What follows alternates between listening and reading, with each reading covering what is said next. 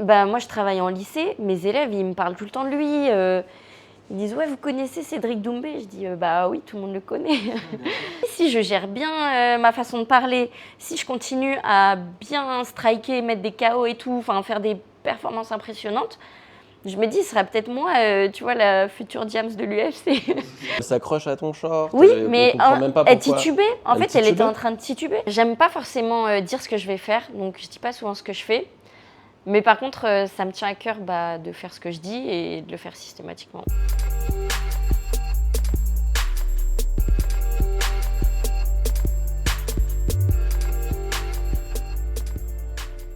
Bon, bonjour à tous, on a changé de local exceptionnellement. Aujourd'hui, on est reçu par Winamax qui nous permet de faire cette interview, et on a une invitée très spéciale qui revient des championnats du monde, les IMAF, Delphine Benwesh. Merci. Et merci Bienvenue. à vous. Merci. C'est pas la première fois qu'on se voit, on s'était Effectivement. rencontrés à Casablanca dans un autre pays, Ouais. et là on est de retour quelques mois après. Je vais me permettre cette petite intro parce que j'ai été agréablement surpris.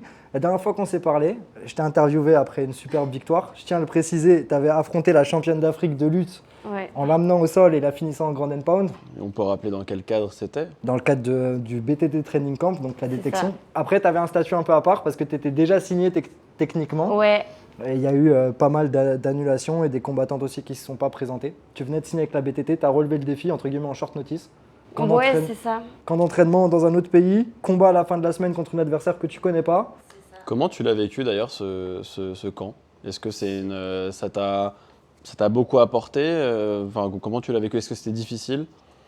En fait, ça m'a sorti de ma zone de confort. Non pas que mes clubs me laissent avoir une zone de confort, mais tous les matins, j'ai mon petit entraînement. Le soir, j'ai mon petit entraînement. S'il y en a un des deux où je suis fatiguée, je peux verbaliser. J'ai pas trop honte de le faire. Je suis pas en mode timide et tout. Et je vais à l'hôtel UFC, je parle à JB et Guillaume, et ils me disent ouais, ce serait vraiment bien que tu fasses le camp, il y aura des filles légères, etc. Donc je me dis bon, c'est un peu du short notice, mais j'ai jamais fait de camp nulle part, à part dans mes camps, je l'ai fait avec mes partenaires de club, etc. Je me dis allez go. Sachant que j'ai le nez cassé, donc je me dis, il faut quand même pas que je me la tue trop en striking pour pas que... Enfin, il est en train de se réparer pour pas que je me refasse mal au nez. Mais du coup, j'y vais. Et franchement, c'était un peu une épreuve parce que c'est 2 entraînements par jour, mais c'est 2 entraînements charbon. Ah, c'est chaud. Je peux témoigner, hein, c'est chaud. Ouais, franchement, ils te laissent pas souffler, on te regarde tout le temps, donc même toi, tu veux prouver.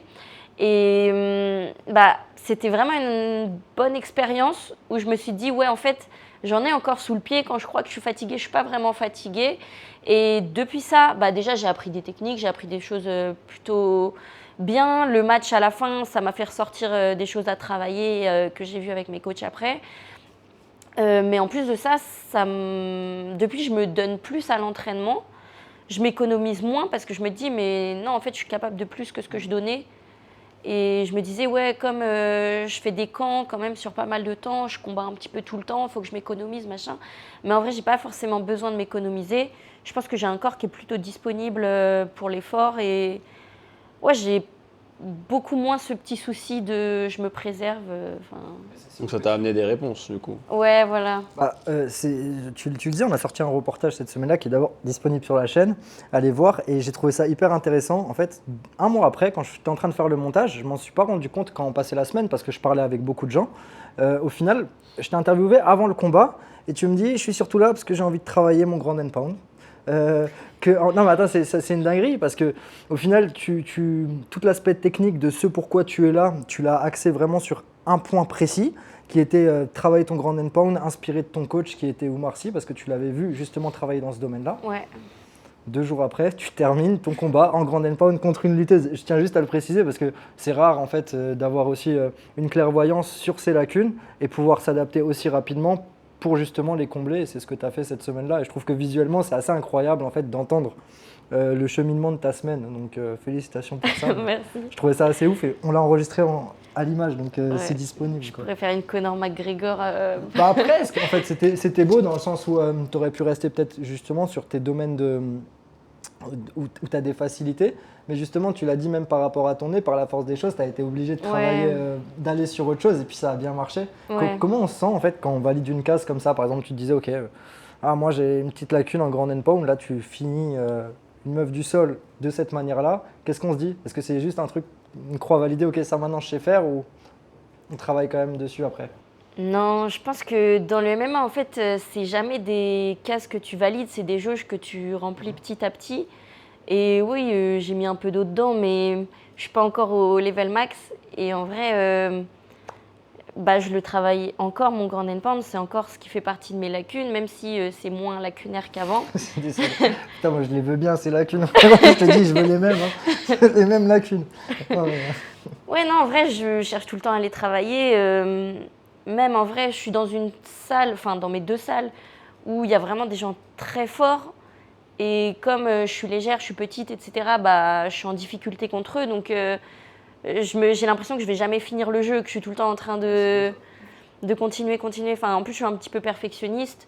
Je me contente pas du 10 sur 20. Enfin, je vise le 20 et du coup, oui, c'est satisfaisant sur le coup, mais je pense que j'ai direct envoyé les combats à mes coachs.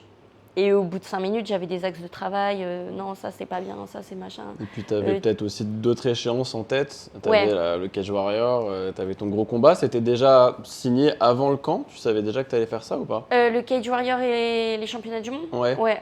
Tu savais déjà en fait. Donc, en fait, c'est ça, tu as des axes à travailler. Et puis derrière, il n'y a pas le temps d'être content d'un combat ou d'une victoire. C'est que derrière, il faut réembrayer. Exactement. Et t'enchaînes. j'ai une double question. Je repars sur le camp. Je t'ai vu visuellement tourner avec énormément de garçons. Ouais. Et heureusement ou malheureusement, enfin ça est juste un fait, on est encore dans un milieu où il y a beaucoup plus de garçons que de filles. Ouais. Donc tu tournes beaucoup avec des mecs, je pense. Est-ce qu'il y a un délire à la Dragon Ball Z quand tu arrives contre des nanas en fait, où ça te fait genre t'enlèves tes poids et c'est plus facile un petit peu, genre par habitude? Ou c'est différent, c'est 2 axes qui sont différents? Ouais, en vrai, c'est différent parce que des fois, je sais qu'il y a des choses qui marchent parce que j'ai un déficit de force, enfin qui vont marcher sur moi, je veux dire, parce que j'ai un déficit de force, de puissance par rapport à mon adversaire. Et une fille, elle va peut-être me proposer me poser d'autres problèmes qui vont plus être techniquement, parce que pour ma KT, pour le coup, je suis assez physique. Ouais, c'est vrai que, en fait, je m'entraîne contre des garçons, mais surtout donc, contre des garçons qui sont super forts. Donc je me dis, si lui, il m'amène pas au sol, mais elle, jamais elle m'amène au sol. Donc c'est vrai que c'est un petit côté rassurant. Ok. Et en vrai, je pense que je préfère m'entraîner avec des garçons, parce que du coup, j'ai pas peur de leur taper dessus, de taper fort. Et tant qu'il y a le contrat où ils se vengent pas trop quand je suis à l'approche des compétitions.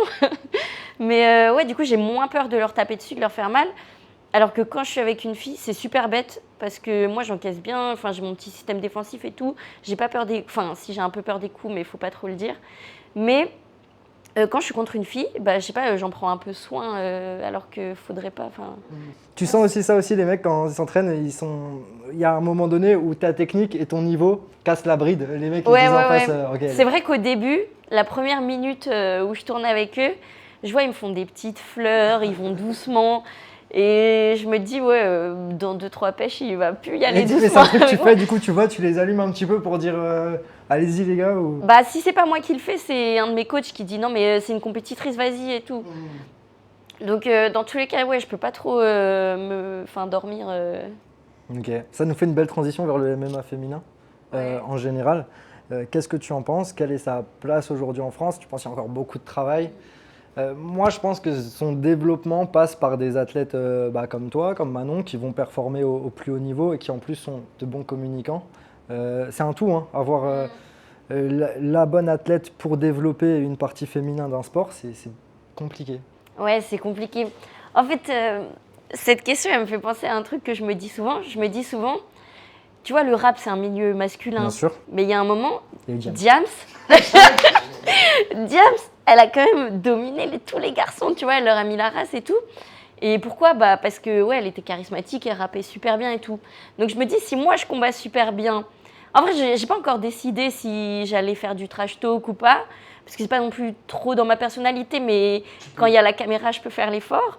Et surtout, en vrai, vu on va dire, les retombées économiques que ça apporte, bah oui, bien sûr, je peux mal parler à quelqu'un pour ça. Et du coup, en vrai, je me dis, si je gère bien ma façon de parler, si je continue à bien striker, mettre des KO et tout, faire des performances impressionnantes, je me dis, ce sera peut-être moi, tu vois, la future Diams de l'UFC. Ouais, ce serait beau. Et en plus, si tu nous permettras, si tu viens de nous donner le titre de notre vidéo, tu vois, ça va être magnifique. C'est la future Diams de l'UFC. Ah, elle est belle, elle est parfaite. Petite pause pour vous parler de notre partenaire du jour. Du coup, vous l'avez compris, c'est Winamax et offre exceptionnelle. Bref, si tu t'inscris sur Winamax, tu as 100 € qui sont remboursés pour ton prochain pari jusqu'à hauteur 200 € et avec le code promo NOSENSE10 en exclusivité, tu as 10 € offerts qui sont crédités sur ton compte à l'inscription. Donc en gros, tu poses 100 €, tu as 100 € qui sont remboursés plus 10 € qui te sont offerts. Donc n'hésite pas et n'oublie pas que jouer comporte des risques. Tu ne le fais pas si t'es pas majeur, si t'as pas 18 ans. Et comme je le dis toujours, aller à l'école, c'est plus intelligent. Donc tu vas à l'école au lieu de parier si t'es mineur. On retourne à l'interview. Mais du coup, qu'est-ce que tu en penses actuellement en France? Parce que moi, même dans des podcasts avec des combattants pros aujourd'hui, j'ai pas peur. Bah si, j'ai quand même peur de leur tenir tête. Attention, même à toi. Mais je leur tiens quand même tête sur un sujet à chaque fois. C'est qu'il y en a qui me disent ouais. Moi, le MMA féminin, vas-y, je zappe le combat ou je vais faire autre chose, je regarde pas. Ouais. Moi, je suis pas d'accord, je fais partie de ceux qui disent que c'est un des seuls sports.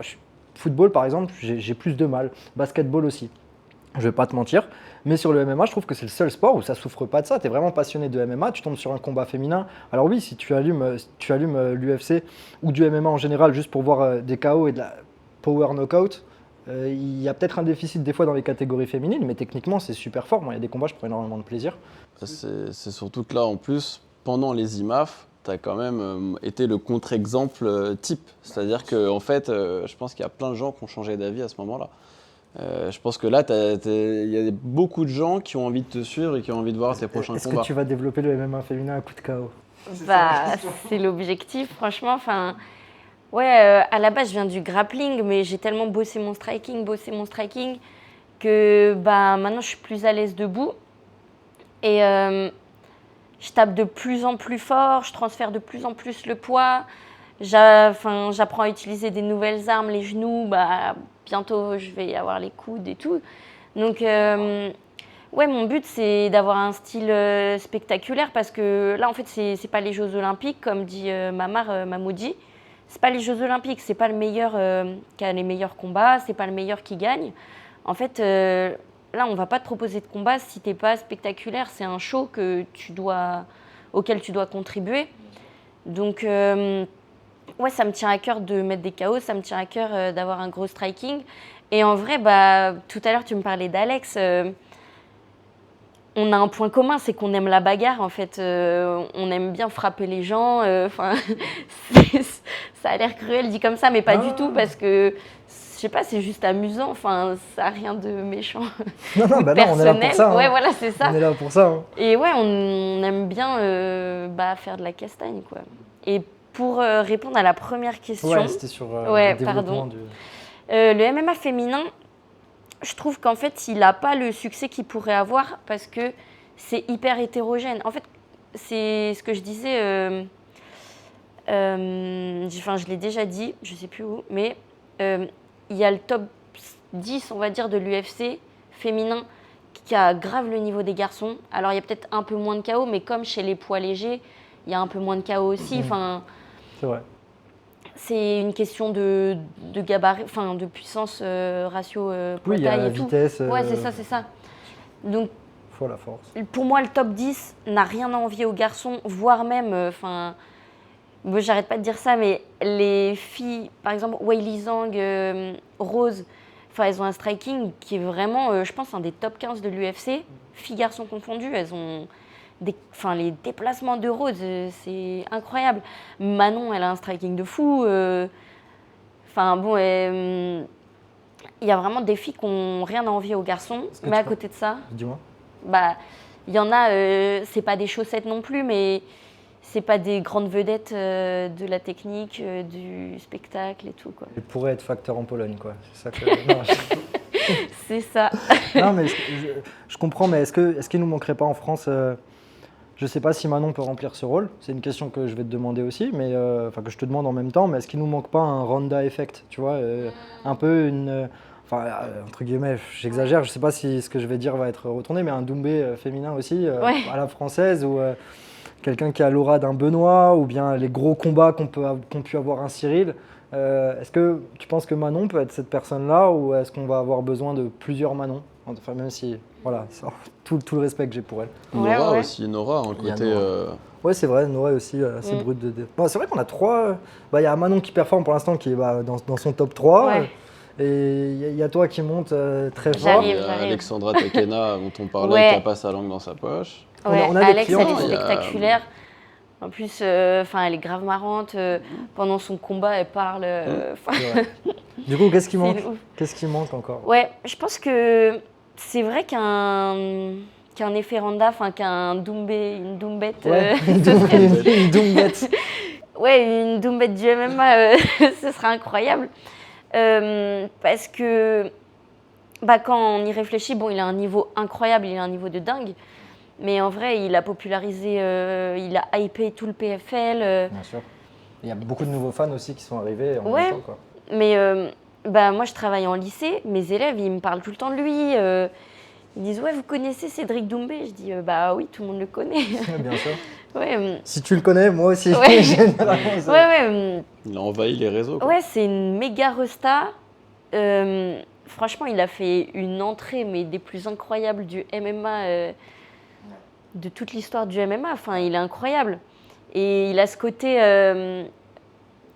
on va dire, trash talk, mais il a quand même un côté hyper fédérateur parce qu'il envoie des petits messages d'amour dans toutes ces petites vannes. Enfin, je trouve que même quand il vanne, tu vois, il taquine, t'as envie de rigoler, même si c'est toi qui te fais vanner. Enfin, tu vois, Zebo, il le prenait pas mal et tout. Donc, je trouve que, ouais, il a un côté hyper spectaculaire, hyper fédérateur, qui manque encore chez les filles. Après, Manon, je sais pas à quel point elle a envie d'être dans ça, mais je pense que, ouais, quand elle va avoir la ceinture, elle aura fait suffisamment pour la France. J'espère. Ouais, Et si ouais. t'as une cliente, toi, en face, qui a un gros trash talk, genre tu tombes sur la Doumbette irlandaise, je donne Ok. une expression, tu te fais vraiment allumer en conférence de presse, est-ce que ça, t'es contente? Ou bien c'est un truc, tu sais pas encore trop comment tu vas jongler? Et pour compléter ta question, tu parlais de l'entrée de Doumbé. Est-ce que toi, ça t'arrive déjà d'anticiper et de te dire, ah, quand je serai en pro ou à tel moment, tu as déjà des idées et des inspi d'entrée particulières pour essayer de te démarquer? Alors, la première question, d'abord la deuxième question plutôt. J'ai des petites idées d'entrée, enfin, tu vois, j'aime bien danser, je suis un peu... On l'a vu quand tu as gagné la ceinture. Ouais, je suis un peu tout le temps de bonne humeur et tout. Et aussi, je pense, ouais, envoyer des petites... Enfin, avoir une petite musique d'entrée pour piquer l'adversaire, ou ça me dérangerait pas. Après, je pense que j'attaquerai pas forcément la première, une adversaire. Enfin, ça dépend de son mindset. Si je vois qu'elle est méga arts martiaux, respect, Ouais. maître Shifu et tout, je serai tranquille. Mais je pense que si je me fais vanner, franchement, j'ai une bonne petite T'as de répartie. la répartie, ouais. Ouais. Et je pourrais l'accueillir comme il se doit. quoi. Une reconversion dans le rap. Donc là, Voilà, la vraie James après le MMA. c'est ça, Diamant 2. Tu disais avant, un truc tout bête, c'est un détail, je le sais pour toi, mais je sais que ça plaît aux gens. Mes élèves me demandent, ça fait quoi d'être bientôt professionnel de MMA et de côtoyer justement encore les établissements scolaires de l'autre côté? Est-ce que tu es un peu la star? J'en parle pas trop avec les élèves, donc ils voient ce qu'ils voient. Il y a des élèves qui suivent et tout, qui sont au courant, ils sont assez contents, ouais. Au niveau de l'autorité, ça aide? Je sais pas, en vrai... Ils t'ont dit bravo madame quand t'es Ouais. revenue? Ouais. Ouais, ceux qui ont suivi, ils m'ont dit ça, ouais, bravo madame, trop fort, machin. Donc, ouais, ça fait plaisir. Ça aide pour l'autorité, je sais pas. En vrai, je suis pas trop dans le force contre... Enfin, Ouais, bien sûr, bien dans sûr. le force contre force avec eux. Donc, en vrai, ça va, j'ai déjà ma petite autorité tranquille sans trop crier. T'as pas besoin de crier là. Moi, j'aimerais pas, je foutrais pas le bordel. Hein. Ouais, Ouais, non, mais en vrai, je pense qu'ils ont compris que j'étais là pour qu'ils sûr. s'amusent bien, qu'ils passent un bon moment et qu'ils apprennent. Donc en vrai, ils me cassent pas la tête, je leur casse pas la tête. Est-ce qu'il y a une limite où tu comptes arrêter ton travail à côté? Ouais, en fait, ce que j'allais te dire au début quand tu as posé la question, j'allais te dire c'est difficile parce que mes journées, franchement, elles sont méga chargées. Enfin, j'ai rien pour Une souffler. journée type, du coup, de Delphine en ce moment, c'est quoi? Je me lève entre 6 et 7. J'ai jusqu'à 9 heures pour le ménage, cuisiner et tout. Enfin, boucler tout ce que j'ai à boucler si j'ai des papiers à faire et tout. À 9 heures, je prends la route pour aller au Mamoudi. Donc, je m'entraîne de 10 à 12. Je rentre chez moi. Je repars du Mamoudi. J'ai 10 minutes, un quart d'heure pour me doucher, manger. Je vais au travail. Je finis à 17h40. J'ai une demi-heure pour prendre un petit goûter. Et je retourne à l'entraînement. C'est la course. Ouais, et en fait, j'ai peut-être 1 heure ou 2 le matin où je peux être productive. Et le soir, je ne suis pas hyper productive, je suis juste fatiguée. Tu m'étonnes. Et ouais, en vrai, je pense que je m'entraîne moins bien quand je travaille. Puis même, tu vois, pour aller en compétition, enfin, Ouais. le principal de mon lycée, il m'encourage et tout, il me soutient. Donc, il me laisse. Là, je suis partie une semaine pour les championnats du monde. Il m'a fait remplacer, donc c'est vraiment cool de sa part. Mais après, tu vois, je comprends aussi, et même moi, je suis gênée des fois de demander ouais, j'ai une compétition et tout.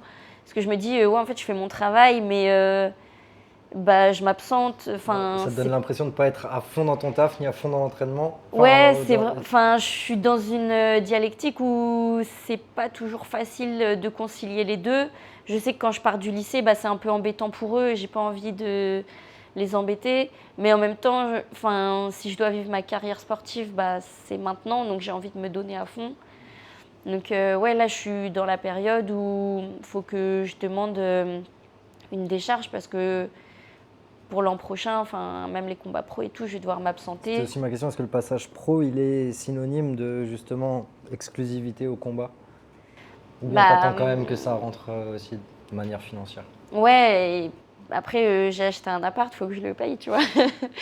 Donc, ouais, il faut que je gagne suffisamment pour pouvoir arrêter de travailler. Mais c'est une de tes ambitions? Oui, oui, Enfin, bien à sûr. terme. Ouais. Encore un combat amateur là ou finito? Parce que bon, on rappelle, tu avais la ceinture du Cage Warrior en amateur juste après le camp. Derrière, championnat du monde, on fait une petite parenthèse sur les championnats du monde. Moi, je veux bien, ouais. Faut qu'on revienne sur ça. Alors, on va revenir sur ça et je vais laisser. Non, évidemment, on a tous vu cette finale où malheureusement tu t'es fait voler. Enfin, je pense qu'il n'y a personne qui peut dire l'inverse. Il y a même sur RMC Sport, j'ai vu l'émission où tu dis que même ensuite ton adversaire, tu lui as dit ouais, en vrai, j'ai gagné. Elle a fait une petite moue, l'air de dire oui, en vrai, c'est toi la championne. C'est ça, non? Je sais pas à quel point elle l'a validé, mais elle m'a pas contredit. Elle était en mode ouais, un peu gênée, quoi. Ouais. Ouais. Tout ce Enfin, que quoi je qu'il en sais, soit, nous, on c'est sait que Drogba que. dirait- Ouais, mais j'ai parlé Ouais. au président de l'IMAF, il m'a dit la même chose. Enfin, il m'a dit ouais, t'as gagné. Même le speaker, quand il annonce, quand il voit le truc, on dirait qu'il est gêné. Ouais, mais du j'ai truc. tout. Enfin, en vrai, dans toute l'arène là, il y a. Et aussi pour que tu reviennes sur l'ambiance générale qu'il y avait, même entre vous, en français, même entre français et belges. On t'entendait, même quand on regardait les streams des autres combats, crier, encourager. Ouais. Est-ce que tu peux nous raconter un peu tout ça? Ça avait l'air incroyable, l'ambiance. Ouais, franchement, tu vivais les combats des autres. Et en fait, ouais, c'est vrai, on y a été avec l'équipe de France, mais en vrai, on était une équipe franco-belge. Enfin, tu vois que par exemple, quand il y a eu le premier combat de Nessim, c'était contre Eda. Tu sais, on était tous là. Oh, ouais, putain, premier tour relou. Et ouais, on encourageait les Belges comme s'ils étaient français. Les Belges, ils nous encourageaient comme si on était belges.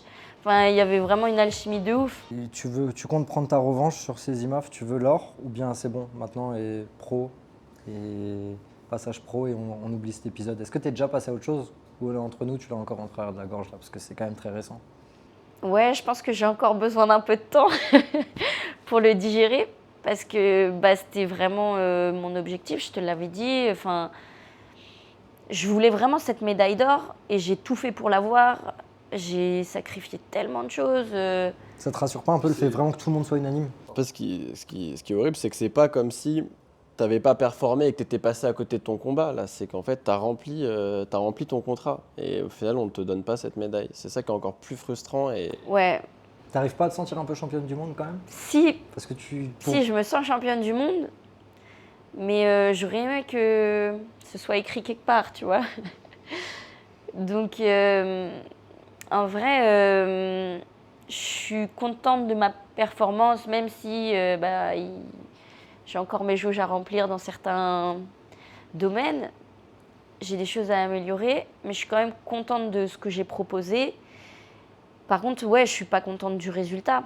Après, j'ai aucun contrôle sur le résultat, donc là, en vrai, je perds de l'énergie à me dire. Ça te donne encore plus envie de finir tes fights pour qu'il n'y ait aucune. Ouais. C'est un peu dur, mais les coachs, ils vont la plupart du temps dire ça. Finissez vos fights, entre guillemets. Quoi. Mais c'est ce que le président de l'IMAF, il m'a dit. Il m'a dit, don't let it into judge's hand. Mais il y a même frère, un moment où il y a t'es des pas règles. loin. Trois Il y a rounds, même, ouais, c'est il y a là, c'est même- 3 rounds il y a derrière, même c'est le pareil. moment où elle s'accroche à ton short. oui, et mais on comprend même pas elle pourquoi. titubait. En Elle fait, elle était titubait en train de tituber. Et en vrai. Elle prend pas de point de pénalité à ce moment-là. Ouais, c'est- non, mais c'est en mort. vrai, il doit. Enfin, soit il doit lui dire, ouais, lâche le short, mais il doit pas arrêter le combat à ce moment-là. C'est si moi je fais une dinguerie qu'il doit arrêter le combat. Mais là, j'ai pas mis de coup derrière la tête, j'ai rien fait de. Non, c'est très, très, très bizarre. Ouais, donc en vrai, déjà, il y a très peu de finish sur les finales de championnat du monde parce que c'est le boss de fin. C'est chaud, tu vois, de. De s'exposer, qui dit Ouais. finish dit aussi s'exposer soi-même. Ouais. Mais c'est dur de finir. Mais même en vrai, si quand je commençais à être bien pour finir, il lui donne 1 minute de récup. Donc. Oula, j'ai senti. Voilà, il y a des émotions qui remontent. C'est remonté d'un coup là. Non mais bref, je pense que pour la plupart des gens qui sont intéressés à cette compétition, tu l'as gagné. Pour nous y compris. Maintenant, pareil, le MMA féminin, c'est un peu complexe pour la suite dans les grosses orgas. Il y a peu au final d'orgas intermédiaires comme chez les garçons. Bon, il y a Ares, il y avait Invicta aussi à une époque. Mais en gros, toi, qu'est-ce que tu vises maintenant par rapport aux professionnels? Directement une grosse orga ou une phase de transition dans une orga un peu plus? Non, je veux une phase de transition où je vais pouvoir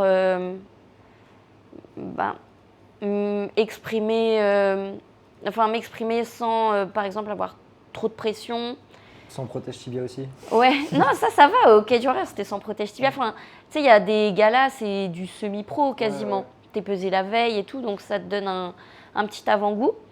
En vrai, je pense que commencer dans une petite orga, c'est bien parce que tu te fais connaître, tu te fais un petit nom et surtout, en fait, tu peux trouver ton style. Vraiment, enfin, moi, j'ai jamais mis de coup de coude. Il y a des choses où j'ai pas envie de le faire direct. Encore Je sais pas. des petits réglages. Ouais, voilà. En fait, je veux bien escalader l'Everest, mais pour commencer, je vais pas le faire en short, en running et avec une bouteille d'eau et une banane. Tu vois, je veux bien mon petit équipement. Après, est-ce que tu serais pas un tout petit peu perfectionniste sur les bords? Ouais, J'ai un peu c'est une très bonne impression, attention, c'est pas du tout dans le sens du reproche. ouais. Mais est-ce que tu as cette caractéristique de toujours. Il y a toujours un détail qui va pas que tu peux régler? Après, c'est très bien. Hein. Ouais, en fait, je pense que assez naturellement, j'ai ce trait de caractère. Mais en plus, là, en fait, on est dans un domaine où ça suffit pas d'être bon, faut être le meilleur. Et tu vois, pour être le meilleur, tu peux pas être assis sur un canapé rouge. Enfin, il y a un moment, il faut s'entraîner, faut De temps en temps, quand on Faut a performé, s'améliorer. t'as le droit. Ouais, voilà, c'est ça. Voilà. Non, mais en gros, je peux pas laisser les gens me dépasser. Moi, ce que je vise, c'est le sommet. Et faut que j'y aille le plus vite possible. Faut pas juste y aller. Bah, je te Il faut souhaite- gagner la course. Je te souhaite vraiment de la remporter, cette course. Merci. Est-ce que tu as une petite question? Non, en encore, fait, vas-y. tout à l'heure, on disait il y a un super fond avec Kill Bill. En fait, ça peut être un de tes surnoms. Allez. Et franchement, Ah ouais. si on t'a trouvé, si tu performes là, que tu fais une longue carrière et qu'on t'a trouvé ton nickname, propose-le à Kill ton Bill coach. pour l'UFC. Allez, ce serait classe. Mais- ouais, pas mal. Hein. Ouais, au Mamoudi, on m'appelle la crevette, comme je vous ai dit. C'est marrant, hein, franchement. C'est un petit nom. Ok. Et un combattant préféré ou combattante? Allez, un combattant, une combattante pour le mot de la fin. Un combattant. Indétrônable. Là, t'es GOAT. On parle de Volka. Volkanovski. Volkanovski. Ouais, Ok. c'est mon petit chouchou. Parce que pareil, il est grave bonne humeur, grave complet, détente. hyper, Ouais. hyper Puis il a une efficace. story incroyable aussi. Je la connais même pas. Ah Alors ouais. tu Ancien vois là, je rugbyman. l'aimerais encore plus. Alors, il était ancien ouais. rugbyman et il commence sa catégorie en light heavyweight. Quoi? C'était Oui. un gros? Oui, Et puis Enfin, tout le ouais, monde c'était s'est un- toujours un peu foutu de sa gueule. il est descendu. Trop classe. Ouais, ouais, ouais. Ouais, c'est ça qui est assez ouf. Il a fait toutes les catégories jusqu'à featherweight. Il a commencé en light heavyweight quand il est passé, Et passé pro. voilà, Donc voilà, Volca. petite histoire. Et allez, on va être franco-français. Manon Fiorot. Manon Fiorot, magnifique. The Beast. The Beast, comment dire, choisi par Kill Bill. C'est ça. Exactement. Ça y est, ça y est. Exactement. T'es pas obligé de le prendre. Après, c'était une bonne idée, somme toute. Franchement, bah, le truc c'est que Jam ça va pas faire écho à l'UFC quoi. Si tu Bah, dis, Diamond. Ah ouais, j'avoue.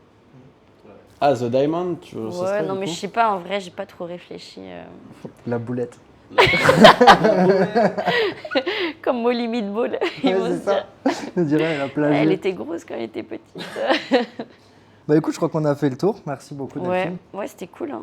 C'était Quand cool. est-ce qu'on va te revoir dans une cage, en octogone? Eh ben écoute, c'est février ou mars. Magnifique. Ouais. On attend ça On avec attend ça. impatience et on partagera l'info. Merci beaucoup. Eh ben merci à vous. Merci beaucoup, Merci. c'était super sympa. N'hésitez pas à vous abonner, à liker comme toujours. Allez suivre Delphine sur ses réseaux, on le met en description. Et si je suis assez chaud, je le fais apparaître à l'image, genre ici. On se retrouve dans quelques jours comme d'habitude pour plein de contenus exclusifs sur le MMA et les sports de combat. Bisous.